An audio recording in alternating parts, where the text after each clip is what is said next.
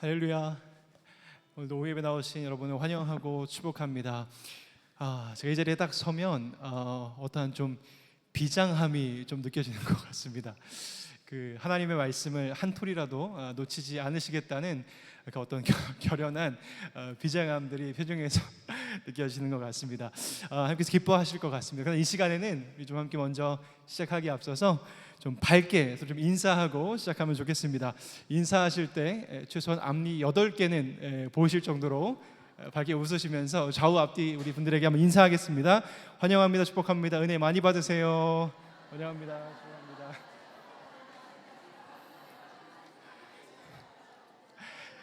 감사합니다. 지금 제가 기도하고 함께 시작하겠습니다. 하나님 아버지 감사합니다. 모퉁이 돌 되시는 그리스도 안에서 우리를 하나 되게 하시니 감사합니다. 이 시간 우리가 한 마음 한 뜻으로 하나님을 예배하며 나아갈 때 삼위 하나님 홀로 영광 받아주시며 우리도 그 영광 안에서 함께 기뻐하며 즐거워하는 은혜의 시간 되도록 주여 역사하여 주옵소서. 우리 주 예수님의 이름으로 기도드립니다. 아멘. 오늘 첫 곡으로 그 사랑이라는 찬양 함께 부르실 텐데요. 유명한 곡이지만 또 아마 이 자리에 계신 또 우리 어른 분들께서는 조금 또 생소한 찬양이실 수도 있을 것 같습니다. 어렵지 않으니까요. 또 악보를 보시면서 또 가사에 집중하시면서 함께 찬양하면 좋겠습니다. 함께 찬양하겠습니다.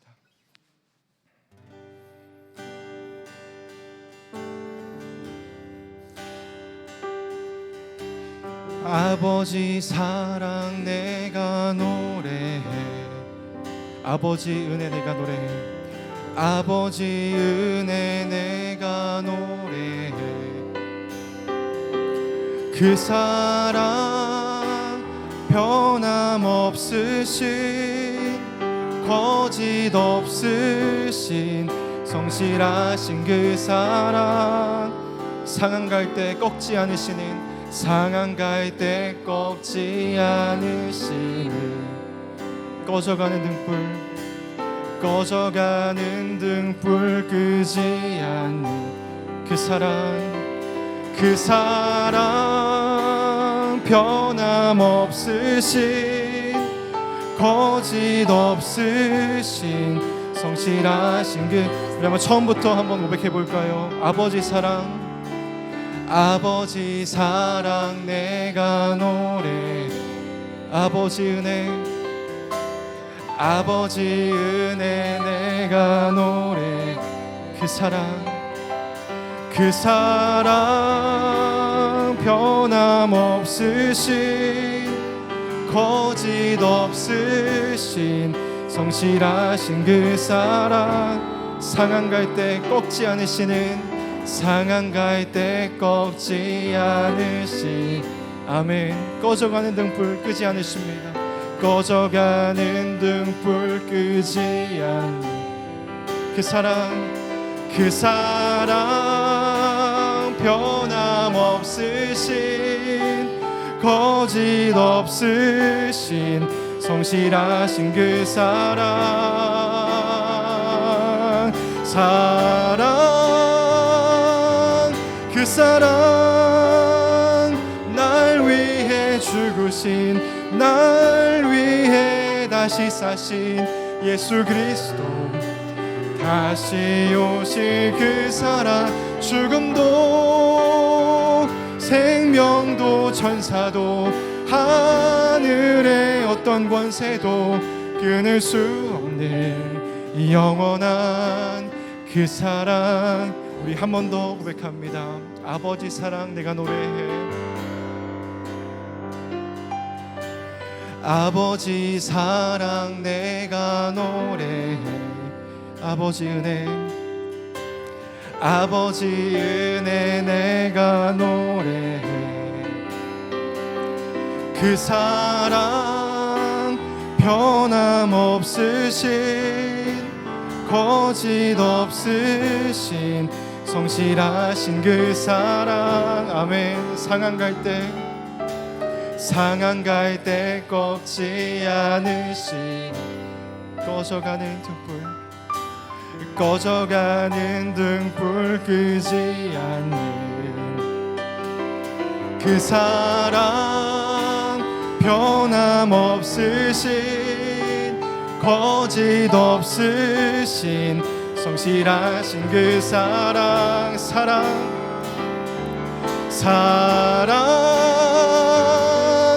그 사랑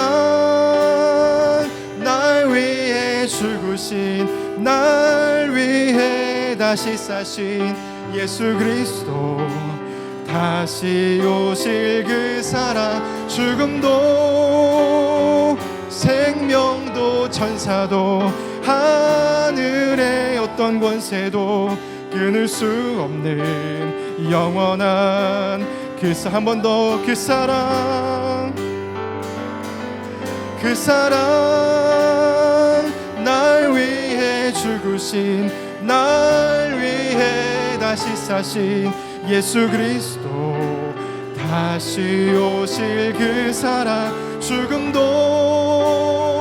생명도 천사도 하늘의 어떤 권세도 끊을 수 없는 영원한 그 사랑 예수. 아멘. 우리 계속해서 찬양하시겠습니다.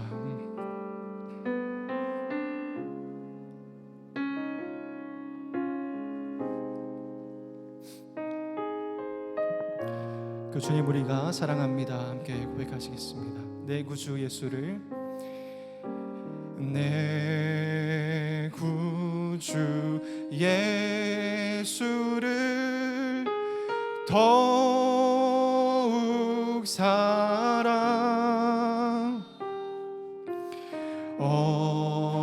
엎드려 비는 말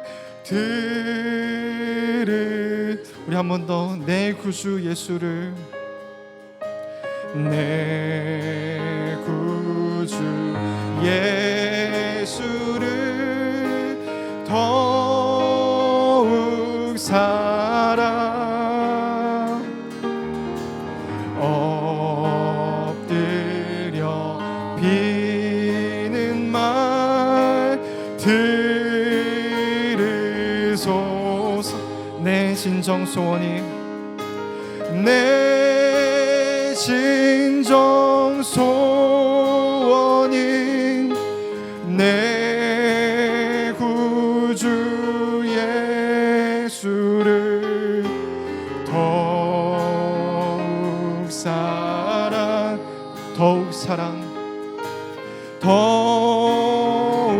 우리 한 번 더 1절로 고백하겠습니다. 내 구주 예수를 내 구주 예수를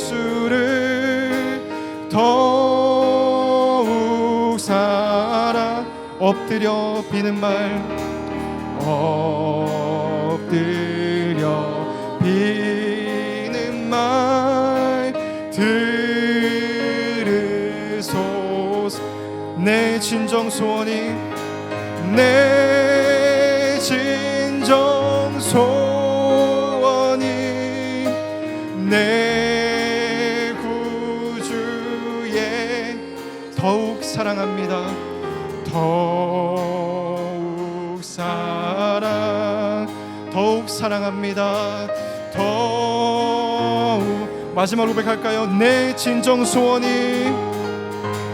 내 진정 소원이 내 구주 예수를 더욱 사랑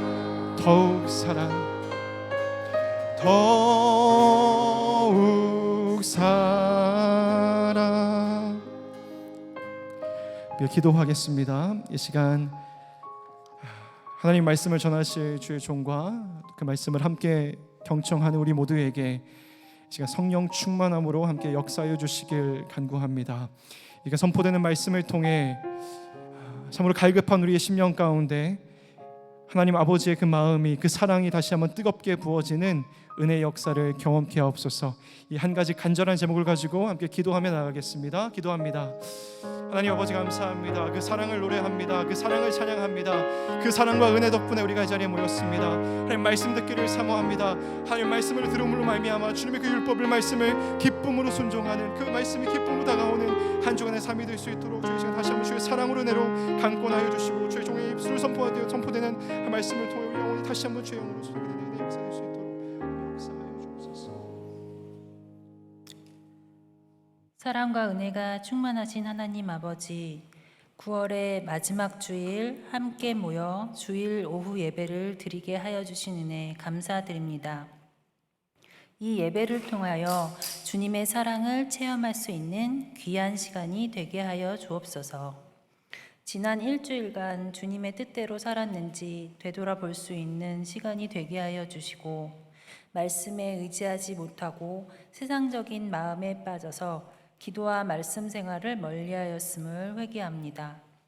이 시간 우리의 모든 잘못을 사하여 주시고 회개하는 마음으로 우리의 믿음을 새롭게 하는 귀한 시간이 될 수 있도록 인도하여 주시옵소서. 지금 이 땅에서는 사회적으로 서로 화합하지 못하고 있음을 안타깝게 여기고 있습니다. 이때 예수님께서 십자가에 매달리심으로 보여주신 사랑과 희생의 마음을 먼저 믿는 자들이 본받아 우리 사회가 하나 되게 하시고 이 자리에 모인 우리가 더욱더 바르게 설 수 있게 도와주시옵소서. 화평교회 성도를 위해 기도합니다. 뜻하지 않은 여러 가지 고민들과 병으로 고통받는 사람들이 있는 줄 압니다. 여호와 라파의 하나님께서 함께하여 주셔서 환우와 가족들의 마음을 먼저 만지시고 치료의 역사가 있기를 간절히 기도합니다. 10월 20일에 있을 직분자 선거를 위해 기도드립니다. 하나님의 계획 아래 진행하여 주시며 교회를 위해 발벗고 나설 수 있는 신실한 일꾼을 준비하여 주시며 누구도 상처받지 않는 선거가 되게 하여 주시옵소서. 11월 4일에 있을 세가족 초청의 날을 위해 기도드립니다. 하나님을 알지 못하는 사람들에게 믿음의 싹이 되게 하시며 초청 대상자들의 마음을 움직여 은혜 받는 시간들이 되게 하소서. 또한 행사를 위해 앞에서나 뒤에서 수고한 모든 손길 위에 주님께서 함께하여 주소서. 양훈섭 담임 목사님과 협동 목사님, 교역자들을 위해 기도드립니다. 하나님의 귀한 종으로 계획하고 뜻하신 사역이 되도록 늘 함께하여 주시고 설교를 통하여 양육하고 교제를 나누며 하나님의 뜻이 이곳에 있는 화평교회가 되도록 도와주시옵소서. 이 시간 우리들의 예배에 함께하여 주셔서 예배를 친히 주관하시고 안상영 목사님께서 말씀 전해주실 사사기 말씀을 듣고 우리 마음을 열게 하시고 그리스도인의 덕을 나타내는 삶을 살게 하여 주시옵소서. 에버그린 찬양대의 찬양도 기쁘게 받아주시며 특송을 준비한 오 여전도회에게도 은혜 내려주소서. 예배 첫 시간 이오니 마치는 시간까지 함께하여 주실 것을 믿사오며 하나님 한 분께만 영광 올리도록 하시고 이 모든 말씀 주 예수 그리스도의 이름으로 기도드립니다. 아멘.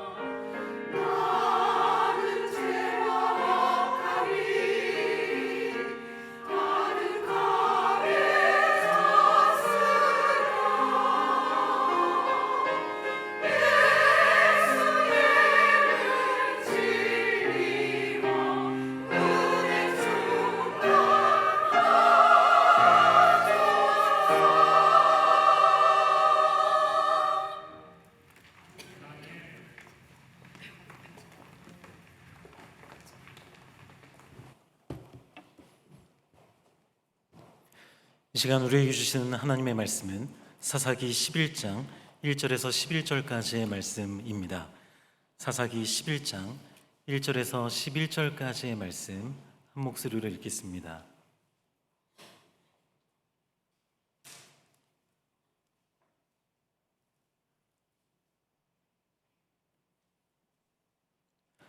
함께 읽겠습니다. 길르앗 사람 입다는 큰 용사였으니 기생이 길르앗에게서 낳은 아들이었고 길르앗의 아내도 그의 아들들을 낳았더라. 그 아내의 아들들이 자라매 입다를 쫓아내며 그에게 이르되 너는 다른 여인의 자식이니 우리 아버지의 집에서 기업을 잊지 못하리라 한지라. 이에 입다가 그의 형제들을 피하여 돕당에 거주하매 잡류가 그에게로 모여와서 그와 함께 출입하였더라. 얼마 후에 암몬 자손이 이스라엘을 치려 하니라. 암몬 자손이 이스라엘을 치려 할 때에 길르앗 장로들이 입다를 데려오려고 돕당에 가서 입다에게 이르되 우리가 암몬 자손과 싸우려 하니 당신은 와서 우리의 장관이 되라 하니 입다가 길르앗 장로들에게 이르되 너희가 전에 나를 미워하여 내 아버지 집에서 쫓아내지 아니하였느냐? 이제 너희가 환난을 당하였다고 어찌하여 내게 왔느냐 하니라. 그러므로 길르앗 장로들이 입다에게 이르되 이제 우리가 당신을 찾아온 것은 우리와 함께 가서 암몬 자손과 싸우게 하려 함이니 그리하면 당신이 우리 길르앗 모든 주민의 머리가 되리라 하매 입다가 길르앗 장로들에게 이르되 너희가 나를 데리고 고향으로 돌아가서 암몬 자손과 싸우게 할 때 만일 여호와께서 그들을 내게 넘겨주시면 내가 과연 너희의 머리가 되겠느냐 하니 길르앗 장로들이 입다에게 이르되 여호와는 우리 사이의 증인이시니 당신의 말대로 우리가 그렇게 행하리이다 하니라. 이에 입다가 길르앗 장로들과 함께 가니 백성이 그를 자기들의 머리와 장관을 삼은지라. 입다가 미스바에서 자기의 말을 다 여호와 앞에 아뢰니라. 아멘. 안상희 목사님께서 말씀 증거하실 때 큰 은혜 받으시기 바랍니다. 인물 시리즈 10번째 인물입니다. 입다에 대해서 오늘 공부하는 날인데요. 그 사사기의 사이클 한번 열어주시죠. 이스라엘이 하나님을 버리고 첫 화면을 한번 열어주세요. 여호와의 목전에 악을 행하여 그 이스라엘 자손들이 섬긴 신들을 이렇게 나열을 합니다. 바알과 아스타롯, 아람의 신들, 시돈의 신들, 모압의 신, 암몬 자손의 신과 블레셋 사람들의 신들을 섬겼어요. 그러니까 하나님께서 이번에는 블레셋과 암몬 자손을 일으킵니다. 그래서 이제 이스라엘의 서쪽과 동쪽에서 적을 일으켜서 자그마치 18년 동안 이스라엘이 이제 정복당하게 합니다. 암몬 자손이 특히 강해서요. 요단강 동편의 지역을 점령하고 요단강을 넘어서 유다, 베냐민, 에브라임 족속과 싸워요. 그러니까 사실 그 규모가 굉장히 큰 겁니다. 요단 동편에 르우벤 지파, 갓 지파, 므낫세 반 지파가 있잖아요. 또 거기를 점령하고 넘어와서 그 유다 집 그 당시까지는 이제 에브라임 지파가 요셉의 거의 장자 역할을 해서 그 주도적인 역할을 했던 것 같아요. 그래서 에브라임, 유다, 베냐민을 다 점령을 해서 이스라엘이 이제 그 핍박을 당하고 하나님께 이제 부르짖게 되죠. 우리가 주께 범죄하였나이다. 우리를 건지소서 하니까 이제 하나님께서 이번에 세우신 사사가 이제 입다입니다. 입다에 대한 그 성경의 소개를 보면 입다는 이제 큰 용사였으나 기생이 길르앗에게 낳은 아들이라 이렇게 소개를 합니다. 이 길르앗은 지역 이름이기도 하고 또 그 입다의 아버지 이름이기도 해요. 굉장한 이제 또 권력자였던 것 같습니다. 그런데 이제 길르앗의 아내는 첩이었고 학자들 견해가 아마도 이방 여자였을 가능성이 굉장히 높다고 합니다. 이 여자가 낳은 아들이 이제 입다인데 본처에서 난 아들들이 이제 자라면서 너는 우리와 함께 그 상속받지 못한다. 첩의 아들이니까.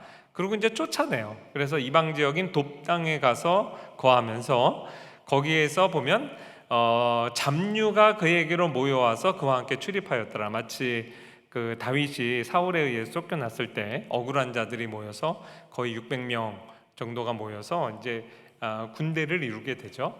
그것처럼 아둘람 공동체처럼 입다가 그들의 이제 우두머리 역할을 했고, 여기까지 내용을 읽으면 우리나라의 홍길동 딱 생각하시면 됩니다. 영국의 로빈 후드. 근데 거의 그러한 삶을 실제 살았던 것 같아요. 그런데 이제 암몬 자손과 더불어서 싸울 만한 장군감이 없었기 때문에 길르앗의 대표들, 장로들이 이렇게 찾아와서 입다에게 우리의 장관이 되어달라 이렇게 이야기하는 것으로 사사가 되는 과정을 기록하고 있어요. 그러니까 하나님께서 이스라엘의 사사를 어떤 사람들로 세우셨는가를 보면 하나님의 선택은 확실히 좀 무조건적입니다. 이게 애니메이션 설정을 제가 조금 잘못해서 한꺼번에 사진이 나왔는데, 지난번에 잠깐 보여드렸던 그 지도죠. 대표적으로 12사사 가운데 초기에 기록된 이제 에웃이라는 사사는 왼손잡이로 기록되거든요. 상당히 많은 학자들이 오른손을 쓰지 못했기 때문에 왼손잡이라고 기록했던 것이다라고 생각해요.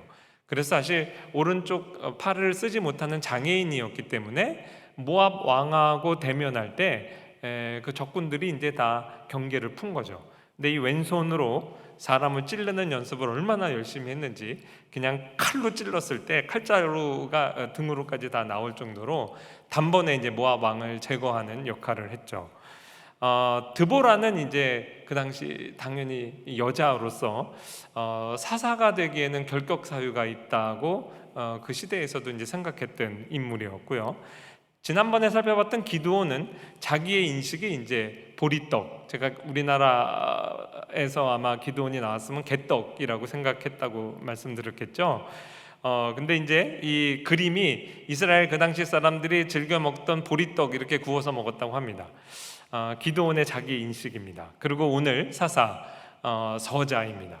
그러니까 하나님께서 이스라엘의 사사로 세우는 사람들이 어떻게 보면 그 자아상이 정말 기드온이 이야기한 보리떡 같은 인생들을 하나님께서 쓰셨어요. 이것 자체가 주는 구속적인 의미가 있습니다. 하나님의 선택은 무조건적입니다. 자격을 갖추어서 누가 봐도 저 사람은 사사가 될 만해, 이런 사람들을 쓰신다기보다는 정말 낮고 천하고 자격이 없어 보이는 연약한 그릇을 하나님이 선택하여 하나님이 베푸시는 구원이 은혜의 구원이다라는 것을 이제 사사를 통해서도 하나님께서 이제 가르치시는 거죠. 그런 의미에서 하나님에 의해 무조건적으로 선택받은 또 다른 사사가 이제 입다였던 것입니다. 하나님은 사람을 차별하지 않고 서자라는 것을 그렇게 이제 결격 사유로 생각하지 않으신 거예요. 근데 이제 문제는 입다가 사사가 되는 그 과정과 여호와의 전쟁을 치르는 과정에서 문제가 발생하게 돼요. 다른 사사들하고 이제 다른 부분입니다.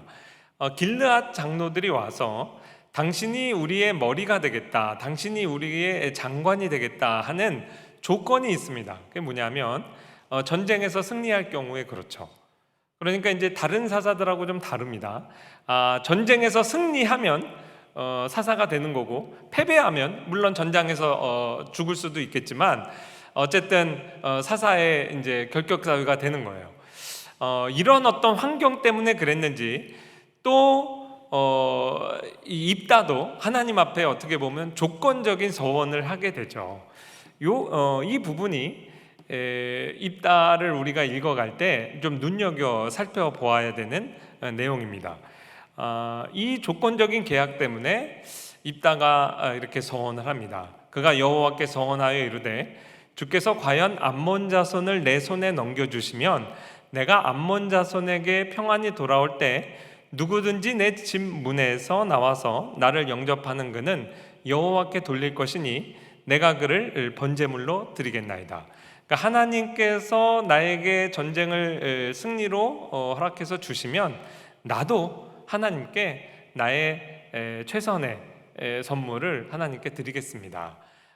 누구든지 나를 맞으러 오는 첫 번째로 나오는 사람, 아마 굉장히 귀중한 사람일 것입니다. 그런데 그 사람을 내가 번제로 하나님께 돌려드릴 것이다 라는 이제 서원을 하게 돼요.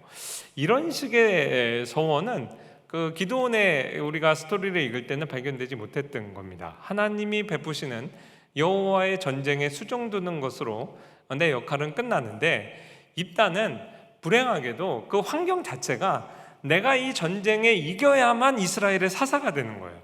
그러니까 어쩔 수 없이 이 전쟁은 여호와의 전쟁이라기보다는 입다 자신의 자기 성취를 위한 자기의 어떤 능력을 입증해 내야 되는 하나의 그 과제로서 이 전쟁을 수행하는 것이죠.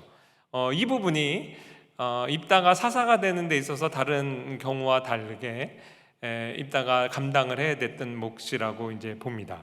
그런데 우리가 이미 그 결과를 알지만 하나님께서 기적적으로 승리하게 하셨어요. 여호와의 영이 입다와 함께 하셔서 그 전쟁을 아주 승리로 이끌었습니다. 그래서 마침내 암몬 족속에 이제 항복을 받아내죠.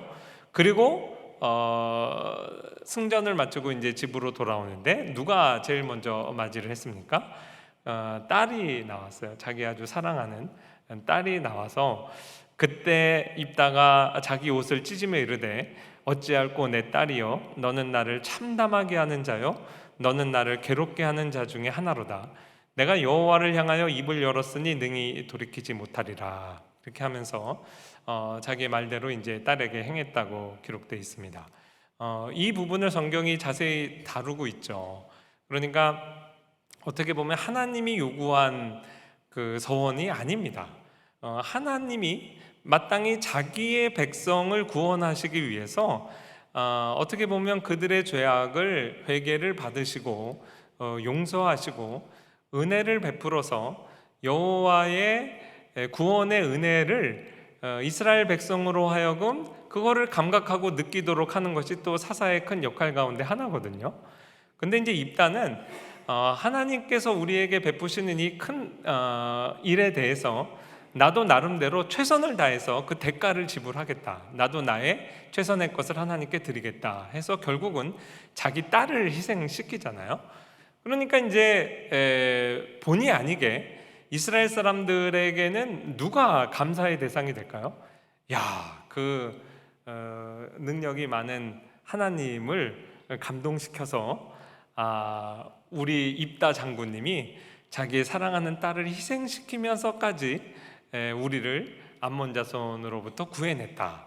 어떻게 보면 입다가 이 영광을 받고 칭찬을 받고 주목을 받는, 오늘날까지도 우리가 입다의 이야기를 읽을 때 입다의 어떤 이러한 희생, 이 부분에 눈길이 가는 것은 마땅히 하나님이 베푸시는, 값없이 베푸시는 그 은혜를 우리가 바라보며 감사해야 될 그 자리에서 입다가 어떻게 보면 왕좌를 차지하는 그러한 그 잘못을 입다가 범한 것이라고도 볼 수가 있어요. 불필요한 소원이었죠.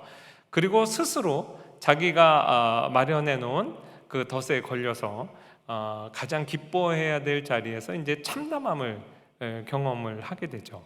그러니까 그렇습니다. 원래 하나님이 값없이 베푸시는 은혜를 은혜로서 받을 줄 알아야 되는데 중세교회도 거기에 인간의 공로를 많이 섞었거든요.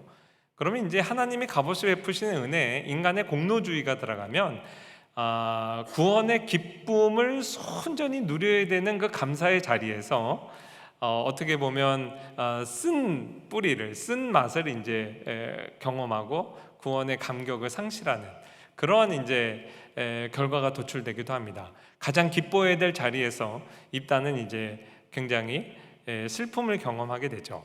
여기에서 이제 피해갈 수 없는 그 질문이 있습니다. 과연 딸이 정말로 인신제사로, 그냥 번제물로 죽음을 당했는가?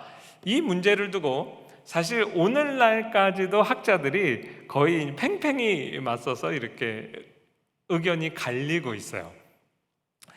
너무 많은 교회 2000년의 이 해석사를 제가 한번 살펴봤어요. 그런데 마땅히 100% 이겁니다라고 이제 자신 있게 한쪽 해석이 맞다고 여러분께 말씀드릴 수는 없겠어요. 저도 이제 마음이 정확히 반반은 아니지만 양쪽의 견해가 다 나름대로 탄탄한 증거가 좀 있습니다. 그래서 먼저 이 딸을 입다가 설마 산채로 번제물로 드렸겠냐? 그렇지 않고 이것은 약간 번제가 은유적인 표현으로 일평생 딸을 그 일종의 수녀처럼 성막 봉사자로 이제 언신하도록 드리게 한 것이다라는 이제 해석의 베스트 아규먼트, 제일 그래도 우리가 귀 기울일 만한 세 가지 증거를 좀 여러분께 잠깐 소개를 해드릴게요.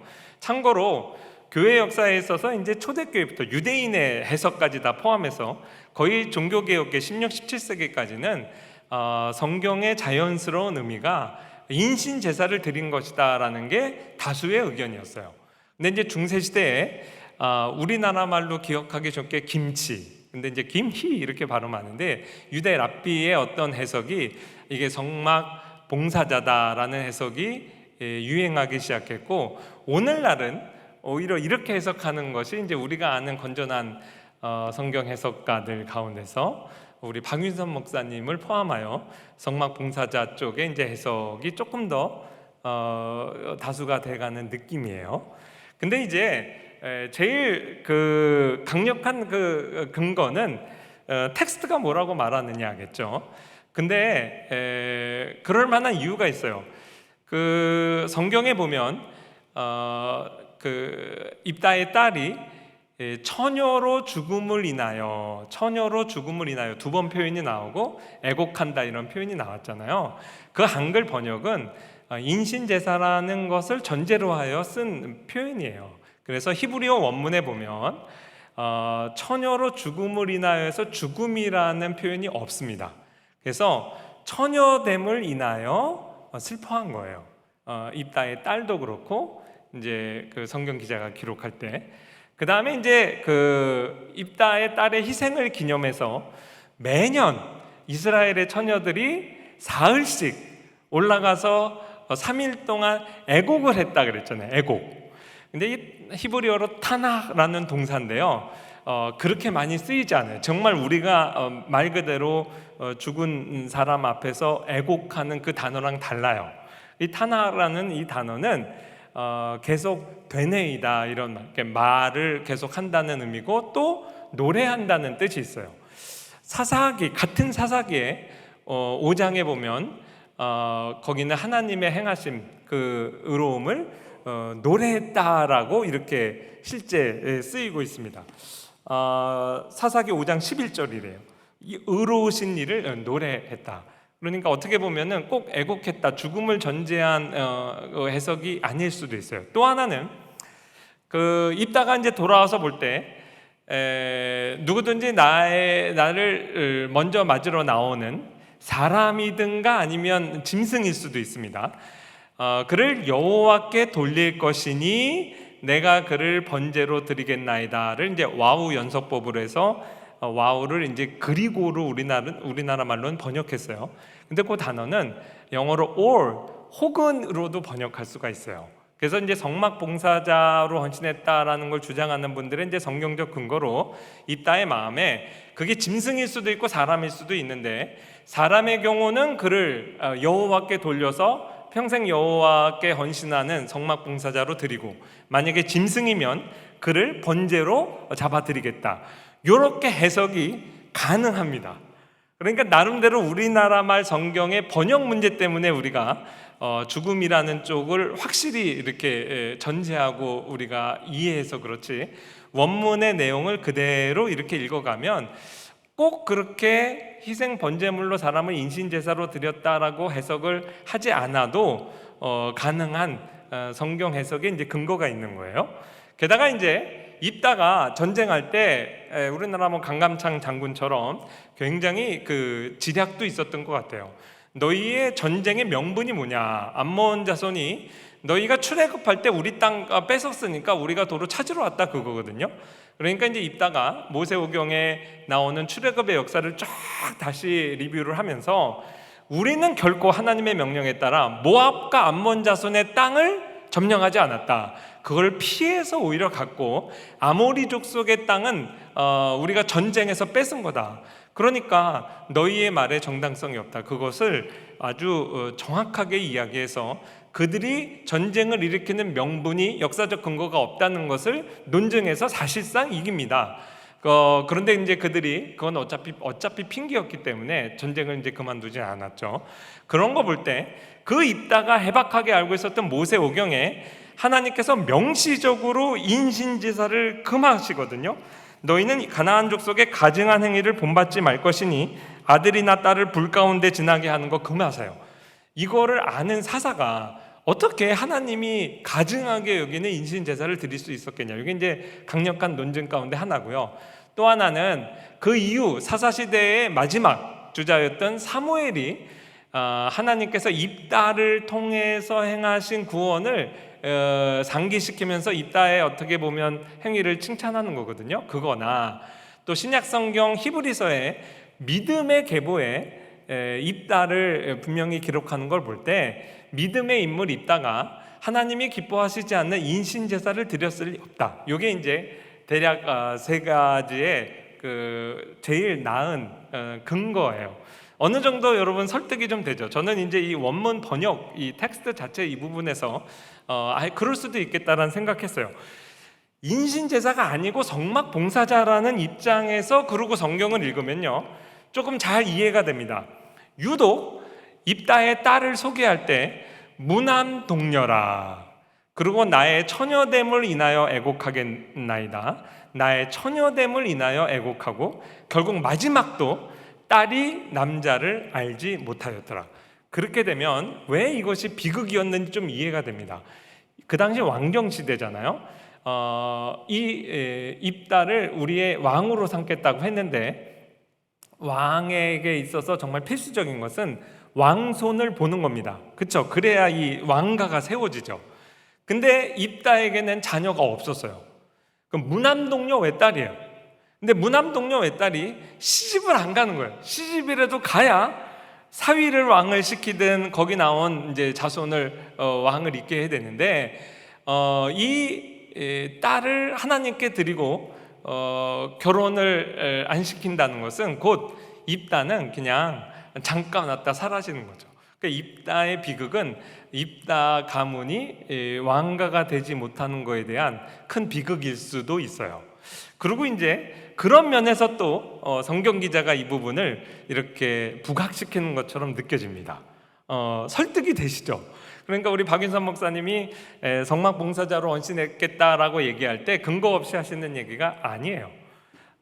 그 반면에 인신제사를 실제 드렸다라고 하는 그 해석이 사실은 이제 전체 교회사 2000년을 놓고 보면 주류 해석입니다.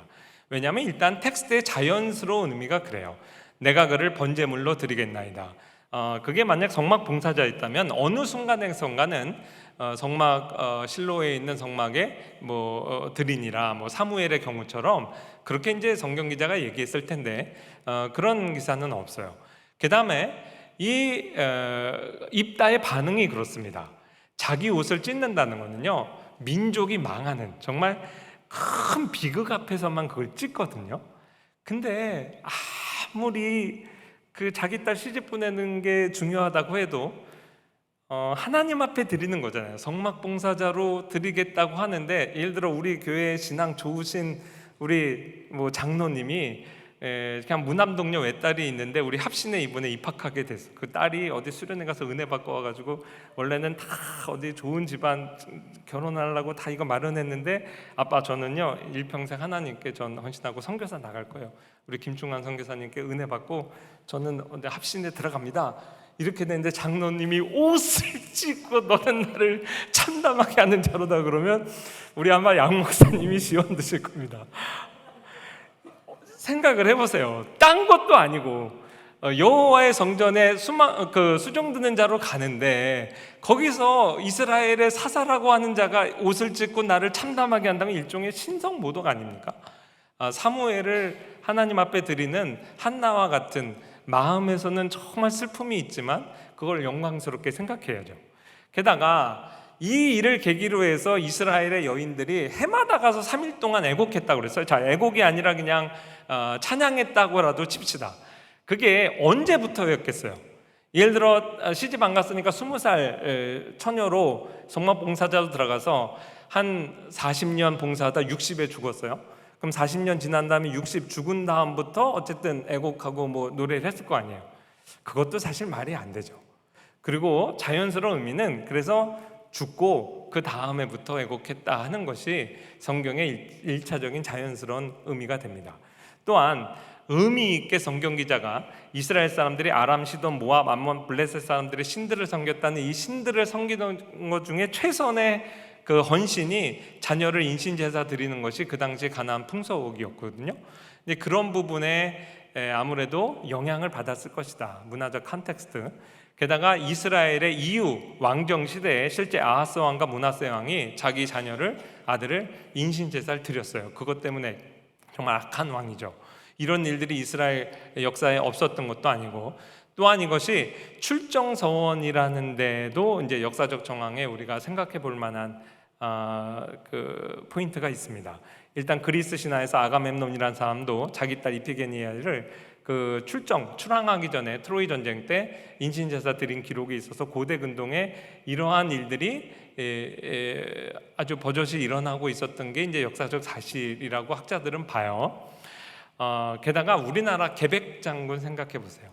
그 나당 연합군과 싸우기 전에 황산벌 전투 앞두고 전쟁 나갈 때 자기 아내와 가족들을 죽이고 나갔잖아요. 이 계백 장군의 행동을 보고 오늘날 그냥 뭐 비판하는 사람 당연히 있겠지만 대부분은 목숨을 걸고 나라를 구한 훌륭한 장군으로 기록해요.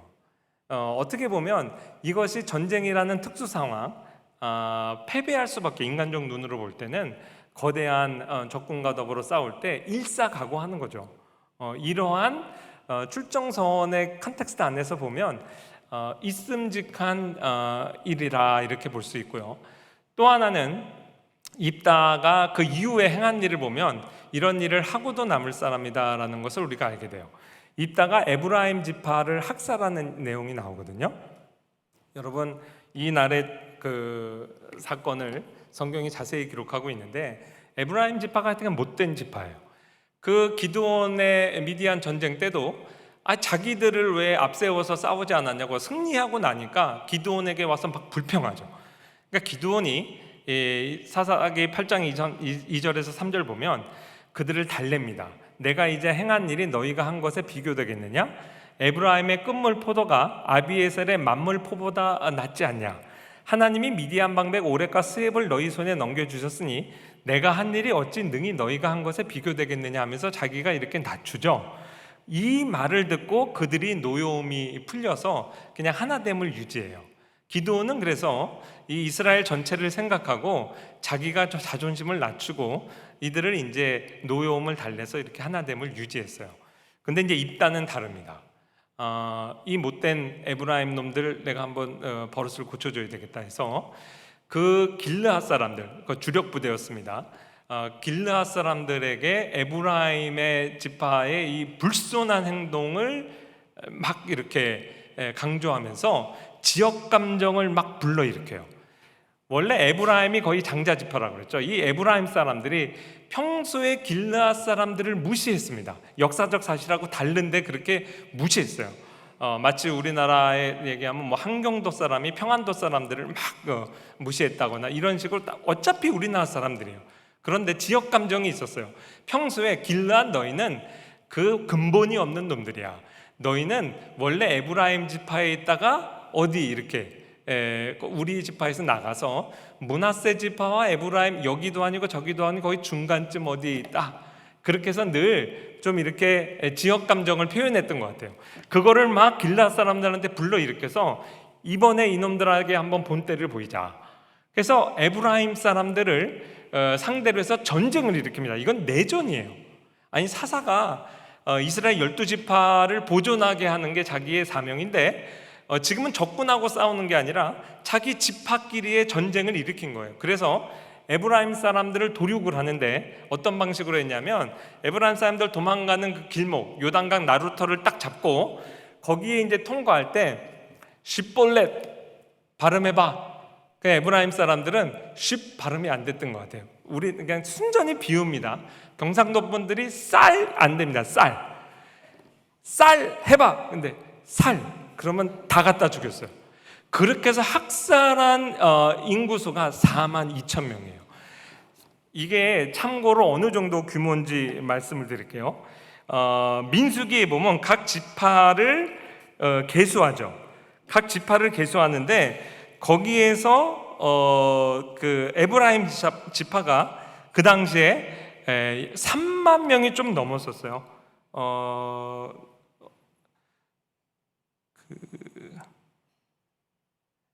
민수기 26장 3절입니다. 에브라임 자손 계수된 자가 물론 그 남자들 전투에 나갈 수 있는 사람 수인데 32,500명이었어요. 그러니까 한 지파에 그 전쟁을 치를 수 있는 남자들의 수가 민수기에 따르면 32,500명인데 이 에브라임 사람들을 학살한 규모가 42,000명. 그 아무리 잘못했다고 해도 한 지파를 완전히 쓰러질 정도로 이후에 에브라임 지파가 이제 제대로 일어서질 이제 못하게 됩니다. 이러한 일을 행했다는 거예요. 어떻게 보면 잔인하죠. 이런 입다에게 있어서 그 어떻게 보면 그 엄격함과 잔인함이 자기 딸에게도 이제 그렇게 비극으로 이어질 충분히 그 일을 하고도 남을 사람이다 이런 생각을 이제 우리가 할 수가 있어요. 그런 면에서 저는 또 교회사를 전공한 사람으로서 교회 역사 전체를 보면 교회가 이것을 또 어떻게 텍스트를 이해해 왔느냐도 중요하거든요. 입다가 자기를 그 당시에 이방 문화에 물들어 있어서 어떻게 보면 하나님 앞에 나의 최선을 나도 최고의 것을 드리겠다는 그 비성경적인 어떤 그 생각 그것으로 딸을 번제물로 정말 인신제사를 드렸다로 교회가 상당히 오랜 기간 해석을 해왔기 때문에 오늘날 우리의 현대인의 마음에 이것이 너무 큰 걸림돌이 돼서 설마라는 의견이 이제 많이 제기되는 거지 전체적으로 보면 오히려 이쪽 해석이 조금 더 설득력이 있지 않을까. 저는 굳이 따지면 한 40대 60으로 이렇게 기울어 있습니다. 그러고 나서 성경을 다시 읽으면 이해가 돼요. 입다라는 인물을 소개하면서 길르앗 사람 입다라고 이렇게 기록을 하죠. 입다가 죽을 때도요. 입다가 이스라엘의 사사가 된 지 6년이라 오늘 설교 제목이기도 하죠. 길르앗 사람 입다가 죽음에 길르앗에 있는 그의 성읍에 장사되었더라. 길르앗의 사사였던 거죠. 에브라임 지파의 사사는 못된 겁니다. 더 넓은 의미에서 이스라엘 전체의 진정한 의미의 사사로 인정받기는 힘들어요. 왜냐하면 한 지파에 대해서 그렇게 학살을 어떻게 보면 자행했던 사사였기 때문에 이스라엘 전체의 사사가 되기에는 너무 역부족이었던 것이죠. 이거에 비해서 기드온이 죽었을 때는요, 여룻바알이라는 기드온이 이것도 이제 부정적인 기사긴 해요. 그 이후에 기드온을 통해 하나님 베푸신 은혜를 이스라엘이 배신했다는 건데 기드온은 이스라엘 전체 지파에게 베푼 모든 은혜가 있었어요. 그래서 자기를 대적하는 그 못된 에브라임 지파까지도 다 포용을 했던 것이죠. 그래서 기드온은 그래도 이스라엘 전체 지파의 명실공히 사사라고 볼 수 있지만 어떻게 보면 입다는 그냥 자기 출신 고향 그 고향의 왕이었지 바로 이웃이셨던 그 에브라임 지파의 진정한 리더가 될 수는 이제 없었던 겁니다. 그러고 나서 입다의 하나님 이해를 다시 생각해 보면 문제가 있었어요. 과연 입다가 정말 성경을 제대로 알았을까? 또 하나님을 정말 잘 이해하고 있었을까? 이런 의문이 듭니다. 번제물이라고 생각을 하면 사실 딸을 죽이는 거잖아요. 그러니까 그 가장 기뻐해야 될 그 순간에 너는 나를 참담하게 하는 자요, 내가 여호와를 향하여 입을 열었으니 능히 돌이키지 못하리로다. 이렇게 이제 입다가 이야기를 했고, 사람들도 우리는 이제 그렇게 생각해죠. 한번 하나님 앞에 서원한 것은 나에게 손해가 나도 꼭 지켜야 된다. 이 구절은 여러분 많이 아시지만 모세오경에 있는 레위기 5장 4절에서 6절 말씀은 여러분도 잘 모르시는 분이 있고 입다도 잘 몰랐던 것 같습니다. 인간이 연약한 그릇이기 때문에 하나님 앞에서도 말실수할 때가 있어요. 하나님이 그거 다 아십니다. 그래서 입다와 같은 경우를 예상하시고 이러한 법을 세우셨어요. 만일 누구든지 입술로 맹세하여 악한 일이든지 선한 일이든지 하리라고 함부로 말하면, 그러니까 하나님 앞에 내가 입다의 경우는 악한 일이죠. 하나님 앞에 내가 최선의 선행을 하겠습니다 그러면서 하나님이 금하신 일을 하겠다고 이렇게 함부로 입을 놀려서 말했다가 서약까지 했다가 그 사람이 함부로 말하여 맹세한 것이 무엇이든지 그가 깨닫지 못하다가 그것을 깨닫게 되었을 때 그 중 하나에 그에게 허물이 있을 것이니 이 중 하나에 허물이 있을 때 내가 아무 일에 잘못하였노라 자복하고, 제가 함부로 하나님 앞에 입을 놀렸습니다. 그리고 내 죄를 자복하고 그 잘못으로 말미암아 여호와께 속죄제를 드리되 양떼의 암컷 어린 양이나 염소를 끌어다가 속죄제를 드릴 것이요 제사장은 그의 허물을 위하여 속죄할지니라. 해결할 수 있는 길이 있었죠. 입다가 하나님의 말씀 잘 몰랐던 것 같아요. 그리고 일부러 이것을 알았는데도 모른 척 했을 수도 있습니다. 자기의 자존심 지키려고. 근데 성경은 우리가 이렇게 능히 실수할 수 있다는 걸 알고 하나님께서 그거 잘못됐다고 회개하고 속죄제 드리면 제사장 통해서 그건 없었던 일이다. 그 하나님이 기뻐하시지도 않는다. 얼마든지 딸 살릴 수 있었어요. 근데 이제 입다와 같은 사람은 어려서부터 서자의 아들로 태어나서 아버지를 아버지라 부르지 못하고, 정말 우리나라 홍길동 스토리잖아요. 똑같아요. 그 쫓겨났죠. 차별을 많이 경험합니다. 입다와 같은 사람이 굉장히 예민한 게 있어요. 부당한 것, 옳고 그른 것, 이거 잘 따집니다. 그래서 전쟁을 할 때도 전쟁에서 내가 싸우기 전에 누가 옳고 그른지 따지자. 그래서 적장하고 누가 역사 이거 바르게 이해하는가 그거 따졌잖아요. 이겼잖아요. 옳고 그름에 민감하고 그 다음에 자기에게 엄격합니다. 성실하게 공부도 잘했던 것 같아요. 그리고 문무를 다 겹친 어떻게 보면 장군으로서 자기에게 엄격하지만 또 남에게도 굉장히 엄격했던 것 같습니다. 용서하지 않죠. 기드온은 용서하잖아요. 근데 입다는 너희 에브라임이 잘못했기 때문에 그거를 철저하게 응징합니다. 자기에게도 엄격한 사람이 남에게도 용서가 없어요. 한마디로 하면 은혜가 없었던 거죠. 은혜를 상실한 사사가 됐어요. 하나님의 은혜의 구원을 이스라엘에게 전달하는 사사의 역할에서 결격사유가 됩니다. 하나님의 은혜를 경험하지 못하고 그냥 입다의 자기 딸을 희생시키는 엄청난 희생으로 말미암아 우리가 구원을 얻었다. 어떻게 보면 하나님의 은혜의 영광을 가리는 이제 역할을 했죠. 제일 크게는 자기 자신을 용서 못한 겁니다. 자기 딸을 죽였다는 것이 자기를 용서 못해서 죽인 거예요. 내가 여호와를 향하여 입을 열었으니 능히 돌이키지 못하리라. 자기의 자존심을 어떻게 보면 리더로서 내가 한번 맺은 말을 장군이 한번 칼을 들었는데 두부라도 베야지. 자기의 자존심이 그걸 허락을 안 했던 것 같아요. 그런 면에서 은혜를 상실했죠. 기가 막힌 것은 입다가 자기 아버지의 잔인함 때문에 얼마나 많이 고통을 받고 성장을 했겠어요. 그렇죠? 아무리 그래도 그렇지 첩의 아들이라도 쫓아냈잖아요.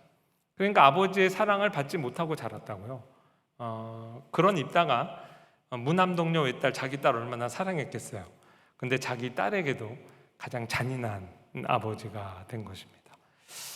이런 면에서 볼 때 입다가 하나님 앞에 쓰임받은 것은 분명하지만 입다의 이러한 약점에도 불구하고 하나님이 그를 사용하신 은혜를 우리가 찬양하는 거지, 입다의 어떤 이러한 약점이 정당화된다고 볼 수는 없습니다. 하나님께서 베푸시는 순수한 구원의 은혜를 우리는 은혜로서 받는 게 굉장히 중요해요. 그걸 은혜로서 못 받고 하나님이 최선을 다해서 우리를 도와주시면 나도 최선의 것으로 하나님께 갖겠습니다, 어떤 이러한 마음으로 하나님을 대하면요, 하나님에 대한 속성, 하나님이 누구신가를 나도 이해 못하고 나를 통해서 사람들이 하나님이 배우지 못합니다. 플러스 하나님의 마음으로 백성을 다스려야 되는데, 하나님의 양떼들을 자기의 사욕으로 말미암아 자기 편인 사람들은 자기 편이지만 하나님의 백성을 자기의 힘으로, 자기의 손으로 학살하는 데까지 나아가는 결정적인 이제 오점을 남기게 됐죠. 적용을 하고 마칠 텐데요. 오늘 적용 포인트는 하나입니다. 이러한 입다를 통해서 우리에게 하나님이 가르쳐 주시는 것, 상한 갈대를 꺾지 아니하시는 하나님의 은혜의 속성을 교회의 리더들이 잘 이해를 해야 됩니다. 사실 오늘 제가 오전 예배 드리면서 굉장히 깊은 맥락에서 오늘 오전 선포하신 그 말씀과 참 맞닿아 있다라는 생각이 들었어요. 설교에 집중하시면서 은혜를 사모하는 분들은 아마 같은 느낌이 드실 겁니다. 마태복음 12장 20절, 우리 시작하면서 찬양 드렸던 내용에 이 가사가 나왔죠. 상한 갈대를 꺾지 아니하며 꺼져가는 심지를 끄지 아니하시기를 심판하여 이길 때까지 하리니. 청교도의 신학자요 목회자인 리차드 씹스라는 목사님이 이렇게 주의를 했어요. 그리스도께서 다루셔야 할 사람의 상태는 상한 갈대이며 꺼져가는 심지입니다. 파스칼이 인간은 생각하는 갈대라, 인간의 실존을 갈대에 비유했는데, 파스칼이 말하기 전에, 물론 그분도 크리스찬입니다, 하나님이 먼저 우리 인간의 실존을 갈대로 표현하셨어요. 근데 보통 갈대가 아니라 상한 갈대입니다. 나무가 아니라 갈대입니다. 그것도 온전한 갈대가 아니라 상한 갈대입니다. 교회는 약한 것으로 비유되고 있습니다. 이들을 향한 그리스도의 태도를 볼 수 있습니다. 이 상한 갈대를 하나님이 어떻게 보시느냐?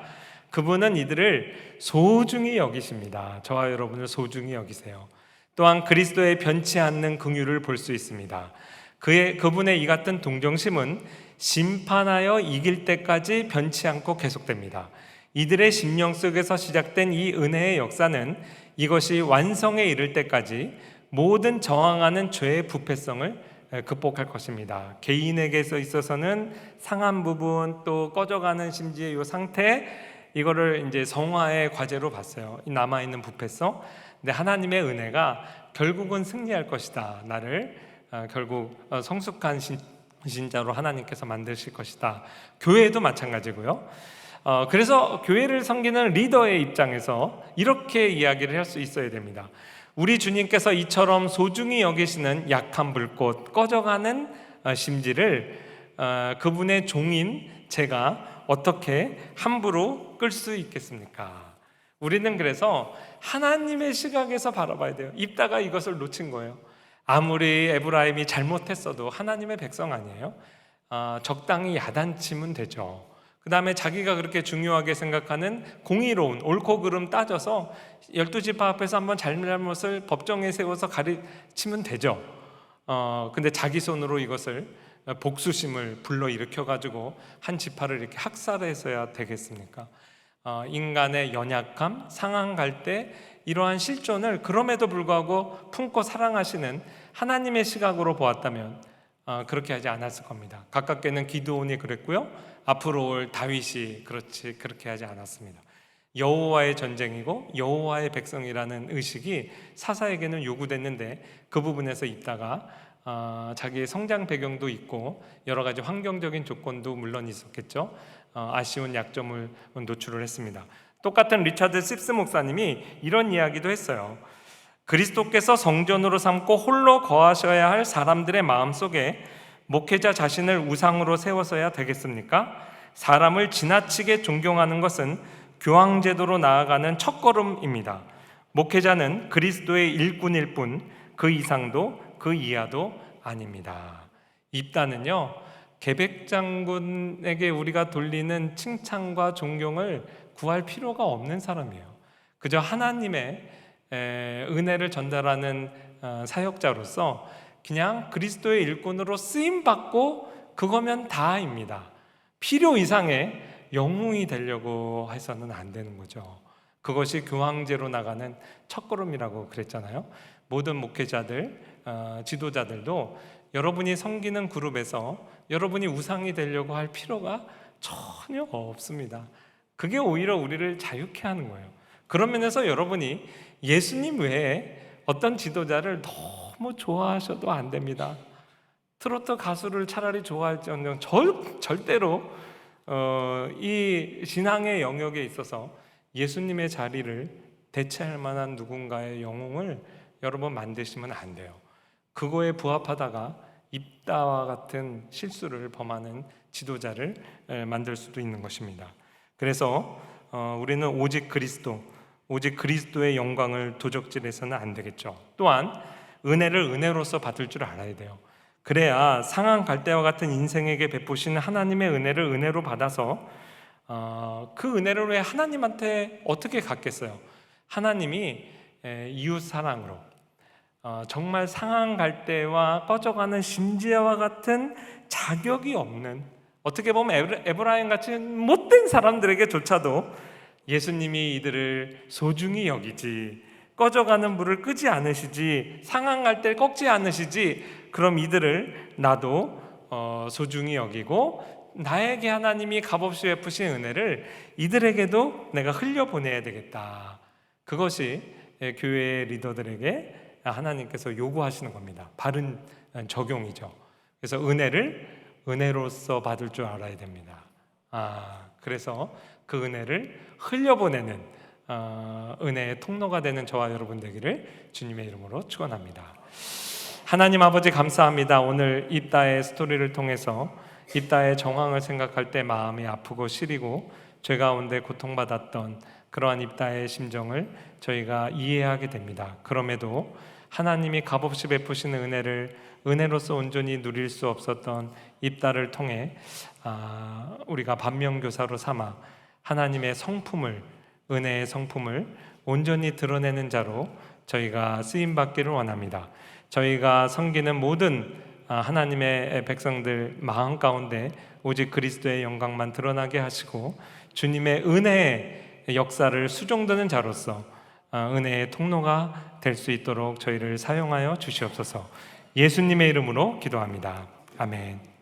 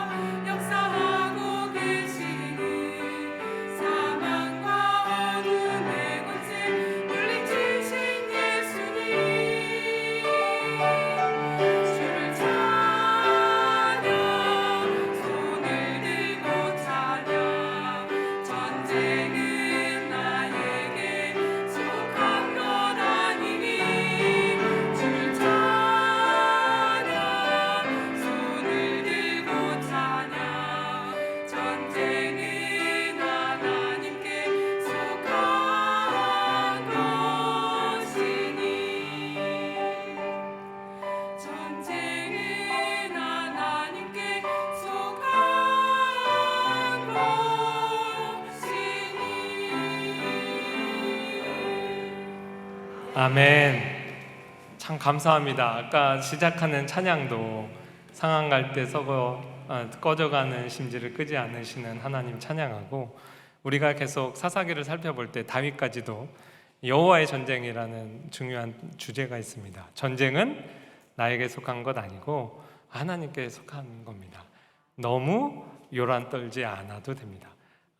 여호와께 속한 전쟁 일주일 동안 또 승리하시길 바랍니다.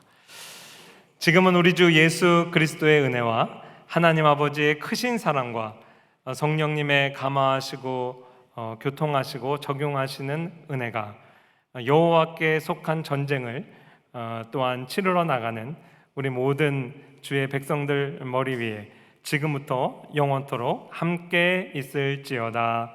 아멘.